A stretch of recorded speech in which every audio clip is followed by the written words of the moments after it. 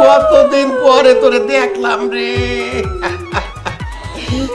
মোর ভাই কেমন আছে, মোর ভাবি কেমন আছে? সকলে ভালো আছে জেঠা। তুমি এমন হুগায় গেছো কেমনে? তুমি খাওয়া দাওয়া ঠিক মতো করো না? করতে পারি না রে, মুখে রুচি নাই।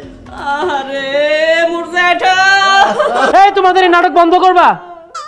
বাবা তুমি এরকম একটা কাজ কিভাবে করলা? কি কাজ? তুমি নাসিমার সাথে আমার বিয়ে ঠিক করছো কেন? নাসিমার সাথে আমি বিয়ে ঠিক করছি মানে? কবে বিয়ে ঠিক করছি? সেটা আমি কি করে বলবো? তোমাকে আমি ক্লিয়ারলি একটা কথা বলে দিচ্ছি বাবা, সে আমার চাচাতো বোন, ওই পর্যন্ত ঠিক আছে, কিন্তু তাকে বিয়ে করা আমার পক্ষে পসিবল না। তোরে বলছেটাকে যে আমি নাসিমার সাথে তোর বিয়ে ঠিক করছি? নাসিমাই তো আমারে বললো তুমি আর চাচা মিলে তার সাথে আমার বিয়ে ঠিক করছো। আমনের লগে যে মোর বিয়া ঠিক হইছে ইয়া তুমি মজা কইরা কইছি, আমনের বলদ বানানোর লাইগা। আমনে এত বলদের বলদ মোর কথা বিশ্বাস করছেন, আবার জেডার কাছে আইয়া জিগাইতে আছেন। জেডা আপনার পুলার মাথায় তো নাই কিছু, খাওয়াইছেন কি কসু? সি সি সি সি সি সি।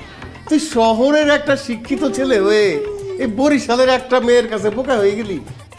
তোর তো কচু গাছে ফাঁসি দেওয়া উচিত। ভাইজান আমনে যে এত বুকদার হ্যাঁ তো মই আগে জানতাম না।